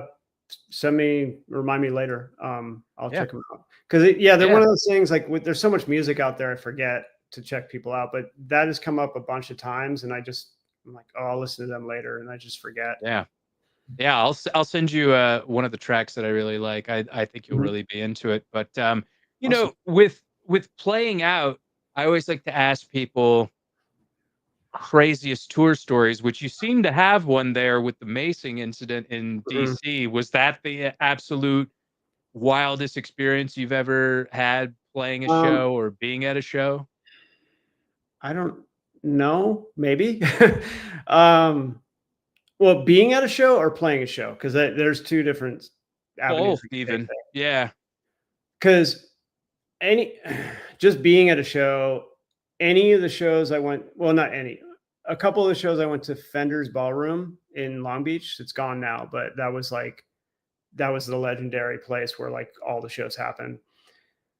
Those are some of the scariest music moments I think I've ever witnessed. Because it was because the guys that ran, not the owners, but the people that ran the club were in a gang. I forgot which gang, but it was like literally like Crips and Bloods kind of situation. It was gnarly. I don't know if it was those gangs, but there was gangs involved, and other gangs would come, and it was literally like guys would go there just brawl, and it was burly too. Like, and so I remember specifically, I went to go see Agnostic Front. This is my first Fender show. It was them and Bad Religion, and I forgot who else. The second I walk in the door, massive gang fight, like right in the pit. And it just like would congregate. It would clear people. Like it would go around in circles and you just had to get out of the way. And it was like the second I walked in the door, I saw that. I'm like, oh God, I'm going to die. Like, this is horrible, but yet thrilling at the same time. Like I kept going. But Fenders was always that way. Talk to anybody about Fenders if you can, like, it was scary. Mostly because it was just the gang element. It wasn't even the punks. It was guys would just show up to brawl. Yeah, it was literally like the dude running the door was in one gang, and then other dudes would go in that were from another gang, and it was crazy. I'd never seen anything like that. What would be? And then I mentioned the DC story. That mostly wasn't crazy. It was crazy fun, the show, and then ended with the fight that resulted in macing and clearing the place. Not like the most exciting story, but it was kind of like ended the night in that way. Both times we played DC ended with mace, which was weird, but I guess it's a thing for DC. The first year we went there, it happened after we played and I was selling merch and the fight broke out in front of the merch table. it was people that didn't go to the show. I don't know why they showed up, but they weren't there for the show, and they started a fight with somebody at the show, and then somebody just took out one of the guys that started the fight, took out mace and just sprayed it. I got hit with it. A couple other people got hit with it, and it just like cleared the place out. And then apparently they stopped doing shows there, and kind of a bummer because I think we got associated with getting the place shut down. It was like, Oh, I had nothing to do with that, but either way, I remember hearing somebody like some other band griping like, "Oh, the hardcore kids like got this place shut down." It's like, yeah. no, the people that showed up got it shut down, but whatever. Wow. There's that. I think probably like the scariest moment would be, well, besides the gang stuff, a moment of show that I played that I can at least remember right now is early days of Outspoken. We played in Phoenix, Arizona, and I don't remember the name of the club, but it was like we were a new band. I think we only had the demo out, and we literally drove from Orange County to Phoenix to play one show, and then we drove back, like, which is quite a trek.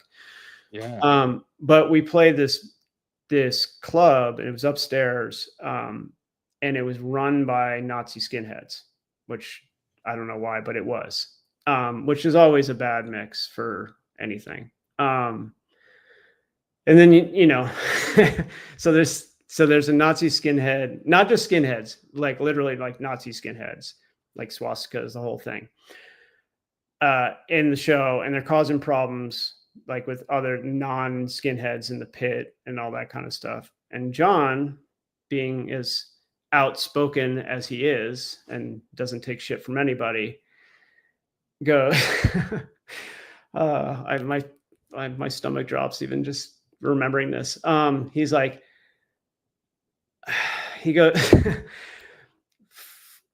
fuck all you Nazi scum or something like that. And he's like, if any of you guys got a problem with it, come up here and show me. And of course, they all rush the stage. So there's all these guys coming up at us. And like, I had to stop playing, like get up. And I'm just like holding, I think I like grabbed a cymbal stand or something. I'm just like waiting. I'm like scared to death. I'm like, I guess I got to fight, like whatever. And they got it cleared up before anybody fought. But it was like the scariest moment of him just being like, just fanning the flames and being like, you know, the second he said, if any of you have a problem with it, come up here and show us. It was like, oh, fuck. Like, what are you doing? Like, I'm not going to fight these guys. That's an open invitation. Right there. And, you know, like, and we all kind of like, you know, got back, like John was ready to throw down. Like he was not having it. And I was ready, but I admittedly was scared shitless. Right. I've never been in a fight. I was just like, this sucks, but okay. And they luckily stopped them, but they were all waiting for us in the alley. And so our bass player, Dan, because we had to wait in the club, like they called the cops and like, we're like, we can't go outside. Like we're stuck. We're basically stuck here because they kicked all the guys out, but they're waiting for us in the alley where our car is. And we look out, and our bass player Dan got out there, and he actually ended up befriending them, which to my amusement, I was like, really? Like, but to his credit, I think he did it to smooth things over, and he was enabling us to get out of there. And so, right, like, not because he wanted to read Mein Kampf with no. And I don't mean to like say anything like I'm glad what you said. Yeah. I'm glad but at the time we're like, what's he doing? You know, like, and then like, you know, once we figured out what was happening, we're like, oh, okay, thanks, Dan. Right. But they literally followed us out of Phoenix, like until we left Phoenix, and then they just turned around, whatever. But like, there's 3 cars of Nazi skinheads following us out of town. Oh, like, oh, where's this gonna go? And luckily they just gave up. Because there was a lot of them. Like there was like 3 full cars of, you know, fired up skinheads. They were just like Brian Dennehy and Rambo, just making sure y'all left. Yep, they literally did that, and then they just turned around and went back to Phoenix. But dude, I would say that's the scariest moment, because I actually thought we were gonna like get beat to a pulp. Dude. And we didn't. Wow. Yeah. That's like you know, and I have a similar story actually, but your version is more like the movie Green Room. Have you ever seen that? I haven't seen Green Room.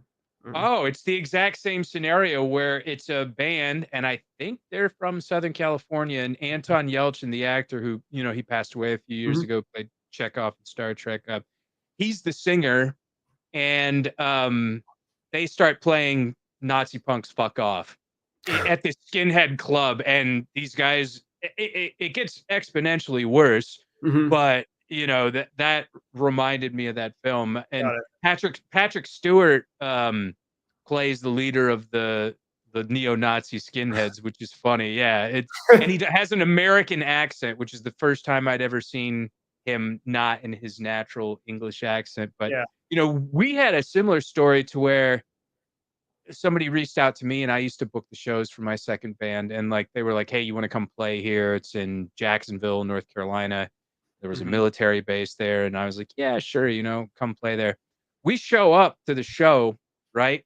And we walk in there, and it was like you said, like with your situation, Nazi skinheads all over the place. Picture of fucking Hitler in the back, and like eagle wings with the swastika in it. And the bandmates, my bandmates looked at me and were like, "What the fuck is this, dude?" And I was like, "I have no idea. Like, they didn't mention any of this in the booking. I don't know what is going on, The wildest shit was we were looking for the promoter, and we asked the guy at the bar was like, "Hey, you guys want some beers or something?" We're like, "No, we're good." Like we're fine. And we're like, "Where's the promoter?" And they were, "Oh, he's right over there." Promoter was black, and we were like, What? We were like, what? Like, this is like some sort of like Curb Your Enthusiasm episode or something. Like, what is going on here? And like he came up to us, and we are like, "Dude, you booked the show?" And they were like, "Yeah." And they were like, he's like, "These are my friends." And I was like, Your friends? Wow. What? Wow. Like, it was the most bizarre situation. Played the show without incident. Nothing happened. Yeah.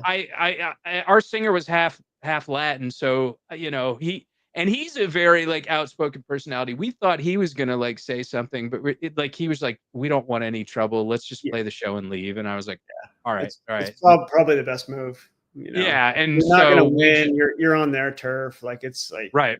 Yeah. They didn't come to that you. was that.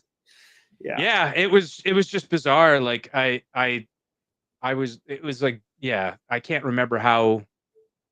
They just emailed us or something, and it was like bizarro world. Yeah, it was wild. So that's so crazy. Well, I'm glad it worked out for you, because that could have gone really bad. And with you, he sounds like he stirred the hornet's nest a little bit. A lot, yeah. I mean, we laugh about it now, but at the time I was fucking terrified. That was so frightening, especially like, I mean, I'm not big now, but like I was a skinny little vegan kid. Like, I'm not going to fight anybody and win. Right. Especially not that many. Like, those guys were there to fight, Yeah. It's ridiculous. Either way, that was my story. Yeah, no, that's pretty intense, man. I would have been sweating bullets, like, on my way out of town. That would have been the most tense for me, because you don't know what's gonna happen. You're like, we could get out of town, and they could just like, take us out. I mean, it's Arizona. They could take you out into the desert and just beat the shit out of you. We had that exact conversation. We're just like, what? How long is this going to go on? And then they eventually, like I said, they just slowed down and turned around. But they followed us for a while. Like, it was, like a solid 20 minutes out of town, and then they gave up. I don't know. Is anyone armed or anything like that? No. Them or no? You guys? No. We're no. Yeah, armed with like merch. You like hit them with a t-shirt. I don't know. Symbol stands. Symbol stands. Yeah. I guess if you want to consider those a weapon, there's that. I can impale one of them with like a symbol stand. But no, we didn't. Yeah, other than like our instruments, there was nothing, and we weren't really that way anyway. Like, we didn't travel with weapons or. I've heard of bands doing that. I'm like, you're fucking crazy. Like, yeah. I don't know. Yeah, especially if you get pulled over and have to Yeah. answer for that and stuff. Yeah. Yeah. What is one piece of advice that you would give to your younger self aside from don't agitate Nazi skinheads? Um, it's funny because I watched one of your other interviews and this question came up and I thought about it a bit. I mean, there's 100 different answers I could have to this, but being, an older working parent and all and everything related, like this one thing came to mind when I think about my past, and it's like if I could say anything, and said, and this can be kind of open ended. You'll never have more time than now, so make it happen. If you can read into that however you want. But because I struggle with time, like I just like have too many things, too many interests, too many whatever. Back then I struggled with procrastination. I mean, I still do, but not like I did then. Like then Right. I just couldn't get to the point where I had to do things until like the last minute. And it's just been kind of like an ongoing battle, if you will. But I just think about like, I always wanted to be a better drummer. I had way more time then than I have now, and like just that's just one example of many things. But it's kind of more of like a life advice thing that I would give to myself or anybody else listening. Like, if you're younger and, you know, think now is not the time to do something, like it definitely is, because it's not going to get easier. You got to Yeah. seize the moment. Especially like I'm older, like I have friends sick or passing away or whatever. It's like you never know. So just make it happen. Well, and to kind of elaborate on that a little bit, time is also something I struggle with. Yeah. I also have gotten better at it, but that Mhm. I too also have many interests, and sometimes I have to kind of partition different points in the day to do certain activities, and it's a constant struggle. But yeah, it's one of those things where it's like I try not to get too bogged down with Mhm. things. But then I'll also like I don't know if you experience this where I'll start a project and I'll be like, you know what? It's one of these things that's low priority right now, so I'm just going to table it and not Mhm. like worry about it right now, and I'll come back to it when I have more time. So Yeah. what you're talking about with friends and whatnot, I got to thinking that, I too have friends that are getting older, and it's like I don't want burned bridges in my life. I don't want rifts in my life. I Mhm. I thought about if okay, because Brent Hines from Mastodon just That's passed away here recently in the Mhm. motorcycle accident. Yeah, I Yeah. love some Mastodon, and I really, Yeah. They're a really favorite. felt Yeah. yeah.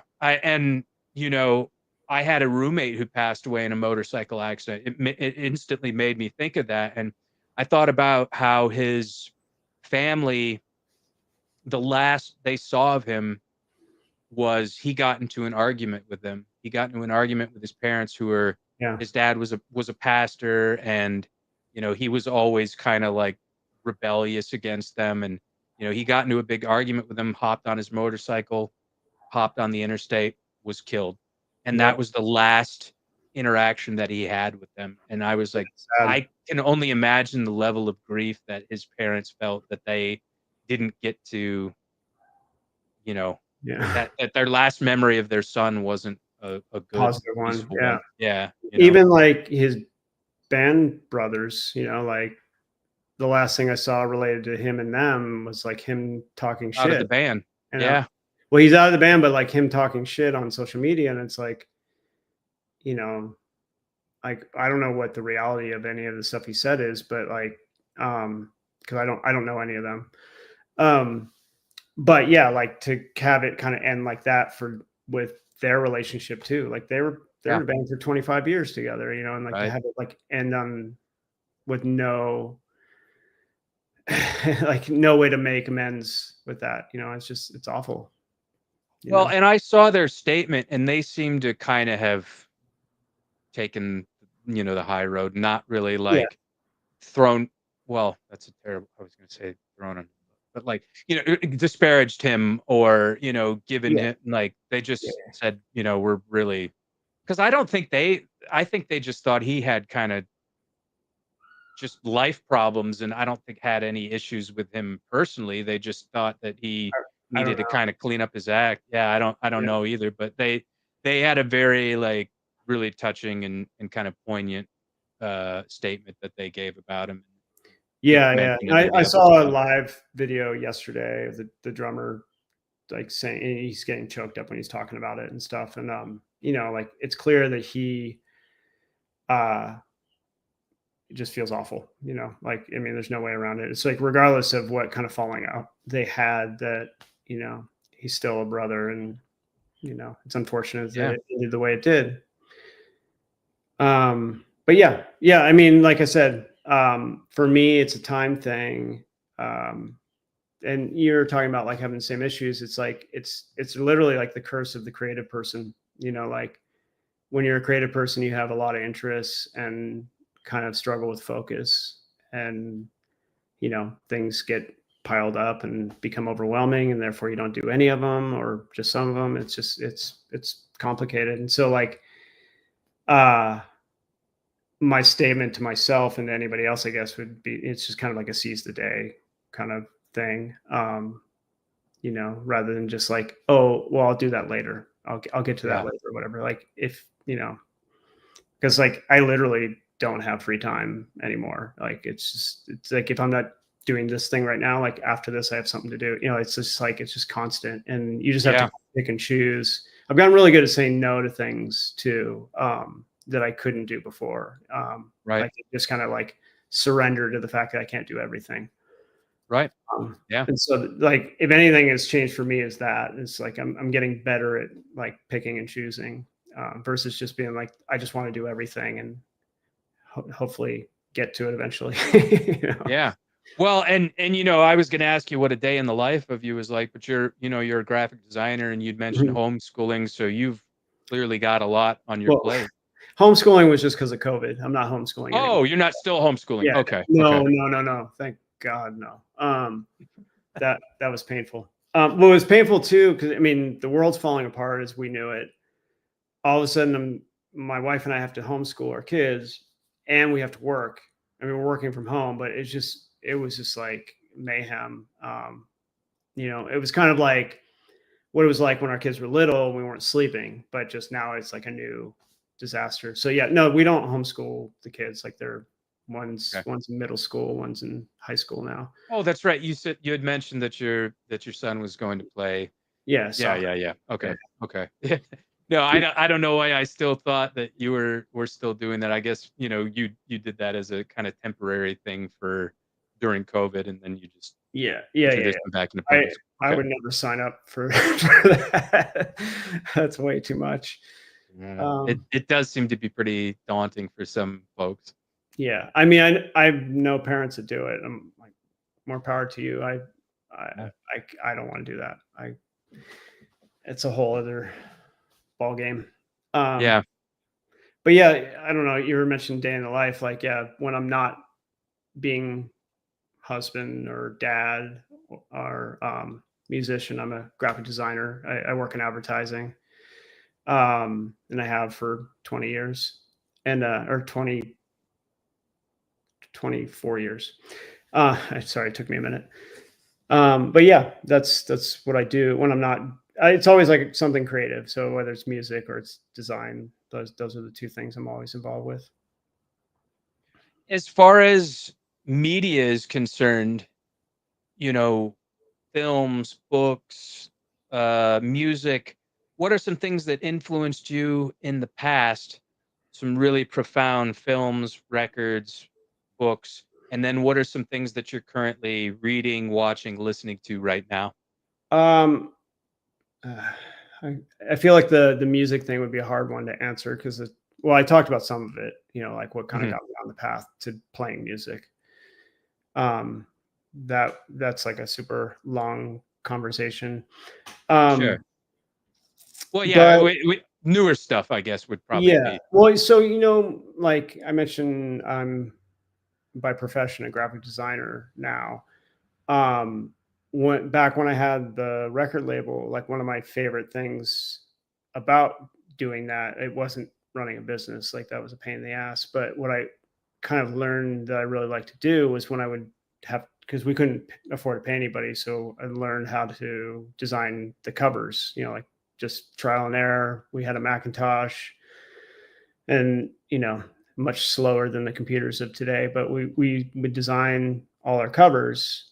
And I got really into that. Like that was like, I look forward to that more than anything. Because it was just like the most fun. And that was sort of like, you know, the inspiration when the label stuff fell apart. You know, I decided that I wanted to get an actual foundation in graphic design because I just was really into it. And, but, you know, like there's a whole story in that, but like the, you know, part of, besides me doing record covers, like I was always inspired by other people's record covers. I mentioned, you know, Uniform Choice earlier, but like music covers have always been fascinating for any genre. You know, like there's all those like jazz, like the Blue Note covers that are just incredible graphic design, you know, pieces of history.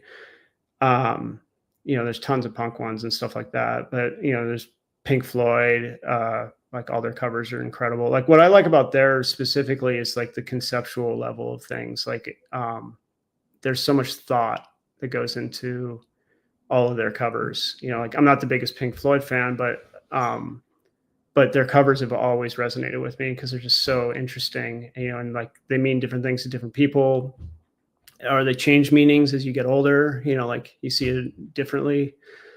So that kind of stuff.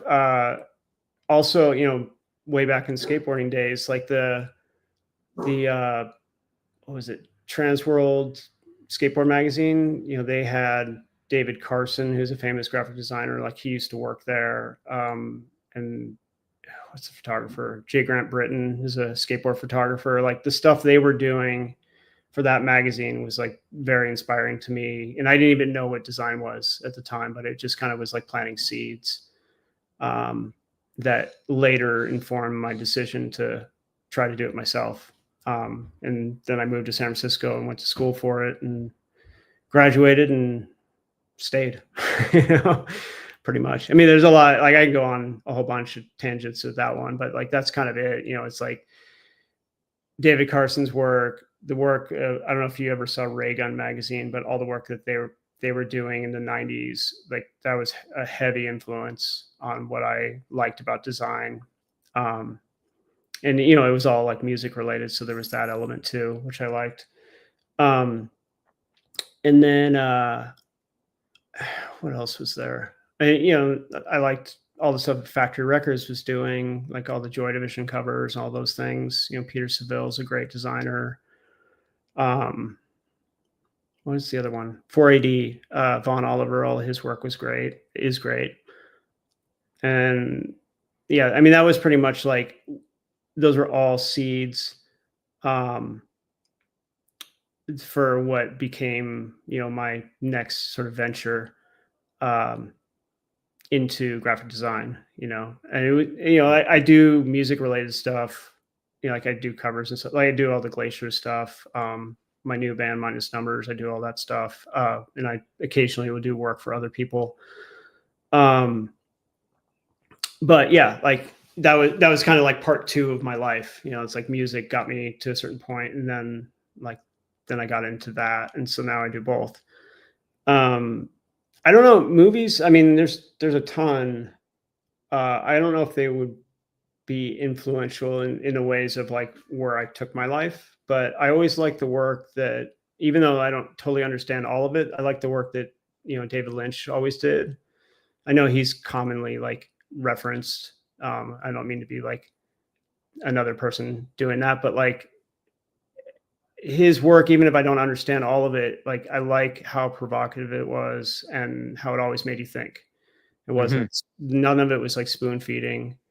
And anytime you talk to somebody, it's like, oh, what was this about in Twin Peaks, or what was this about? And like everybody has a different interpretation of it, you know, Sure. and that's amazing to me. You know, and there's all like I love all the Star Wars stuff. I love, you know, like there's all that stuff I grew up with. I wouldn't say it was a massive influence on me, but like I love it. Yeah. And then I can't really think of like These could books. be anything you just appreciate too. They don't Yeah. necessarily have to like giving you a life trajectory or anything, just stuff Yeah, you yeah. Well, enjoy. I mean, they do those sort of catalog themselves in your mind somewhere, and so in essence, yeah, in some loose way, it influenced me to where I am today. Um, and then, I can't think of like past books, but like more recent, I really like reading kind of like music biographies and things like that. And like recently, earlier this year, like I read like the Bad Religion book, which, because like they're very much a part of LA punk and like just that part of history and music. And they I still love that band. Like they're just great. They were, like I said, they were the first band I saw at Fenders with Agnostic Front, and like they've just always been consistently great. And they're always challenging the system and society and everything, like with their messages. Like they're amazing. They were the So first band I thought of whenever the fires started, because whenever they did that that Empire that Strikes song, First album, yeah, Los Angeles is Burning, I was like yeah, instantly popped into my head. Yeah. yeah, yeah. I think it did for a lot of people. But yeah, like their book is great if you haven't read it. It's definitely worth the read or a listen if you want to do an audiobook. Yeah. Flea's book was great.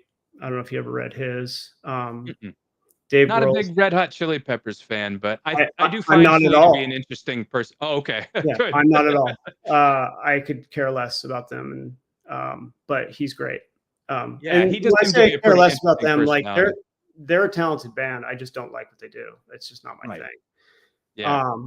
But Flea's book is great and it's totally worth a read. Like he's an Okay. interesting individual and he's got great stories, as you can imagine. Like there's stories he talks about, like driving around listening to the first James Addiction record before it was released, like drive and just like how it made him feel. Just things like that. It's like he's from a different era, and I love knowing like these backstories on things, like from people's perspectives that were there. Like they're older than me, so like they know things that there's no way I could have ever experienced. Right. Right. And I give respect just because of how much, he would have influenced any of the scenes that came after him, like not maybe Mhm. so much with, Red Hot Chili Peppers, but he did play in Fear, so it's Yeah, like, he's done tons of you know, stuff. Yeah, he's great. yeah.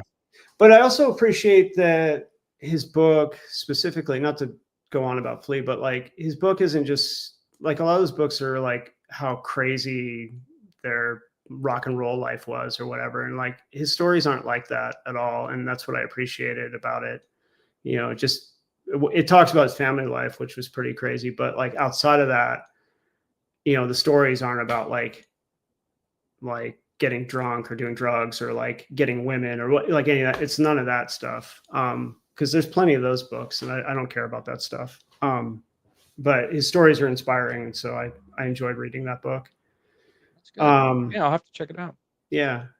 But again, these are all like recent books, like in the last 2 years. Sure. Uh, Dave Grohl's book is a good read. I don't know if you've read that. Mm-mm. It's a pretty solid They're not one. a big one for me either, Foo Fighters. Yeah. Okay, but I think I like Dave Grohl more as like a person than I Yeah. do Yeah. Yeah. musically. No, I get it. Like he's Yeah.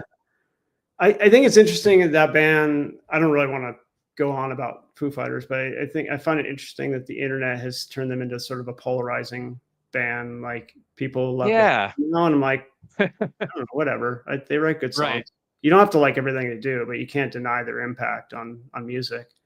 Well, I will say that I think it was awesome that Sunny Day Real Estate, was it Mendel and who Mhm. was the other one? Nate Mendel and I'm forgetting his name, but yeah, the drummer yeah. William, the drummer. Yeah, I'm Yes, forgetting his name. yeah. Yeah, Because I love Sunny Day Real Estate. And whenever I heard that those guys had joined Foo Fighters, I'm like, oh, that's cool. Good for yeah, them. So yeah. yeah, yeah. Yeah, that was a cool era for sure. I mean, they've had a lot of eras, but that was definitely one of the better ones. Yeah, yeah. Well, one thing, Yeah. before we go, to speak of the devil, Tony Pines Hi, says, Tony. yeah, he put out Die Hard. Say hello. Yeah, he owned Conversion. Yeah, you missed the show there, buddy. We were talking about it. All good. um, Hi, Tony. but what was I going to say? Dude, I appreciate you so much for coming on this show. I think this has been a really amazing conversation. I'm going to send you over some KO dot, by the way. Yes, please do. I think that you'll really appreciate that. But when can we expect some new Glaciers material? I don't know. Next year. I don't really know, honestly. Okay. When the stars align. Like I said Your new earlier, project. my new project is Minus Numbers, and Minus we Numbers. have an album out. It's on all the platforms. There's nothing physical yet, like no vinyl yet, but we did it ourselves. Super excited about it, and it's great to be playing again, playing shows and all that, and like with really good lifetime friends of mine, or lifelong friends of mine. And yeah, we're just trying to make it happen. It's a new thing, working on shows, and hopefully we'll get to tour a little bit. Excellent. Well, I'll be sure to post all the links to all the material down here in the comments, and I'll share them out on social media and whatnot. But I want to thank you so much again for coming. And everybody that had attended the show, I want to thank you guys for all your support. Please continue to support this channel by liking, commenting, sharing, and subscribing. Greatly helps us in the algorithm. And like I said, it's free. It doesn't cost you anything.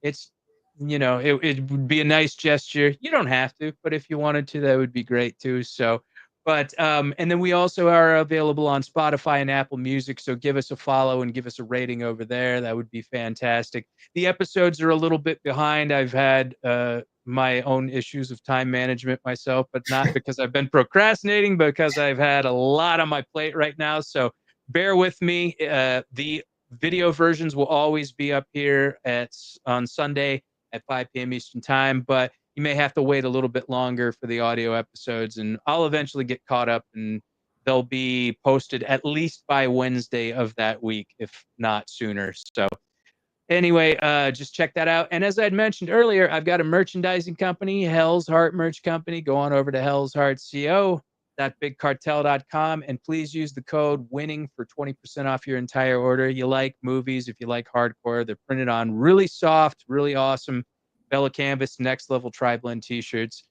I think you'll really like them. I feel spoiled. I don't even like wearing any other shirts now because they just feel so damn soft, and I think you'll really enjoy them. So please support that. I would greatly appreciate it. And yeah, support everything Dennis is doing by all means. Do you actually contract yourself out for graphic design work? When I have time, but yeah, back to the time. I do sometimes. It just depends on if I'm available. But yes, occasionally I will. I have a full-time job, but like sometimes I'll do stuff on the side. Excellent. Well, if anybody's interested and you've got the time, feel free to reach out. I don't know if that's, like I said, something that you would be able to fit on your plate, but yeah, all right. I'm interested. It just, reach out if you want to talk about something. Cool. Excellent. Well, everybody, I want to thank you guys so much for showing. Namaste. God bless. Be good. Thanks so much, Dennis. Yeah, thanks. Hell's Heart, lights again, money, power, price, fame.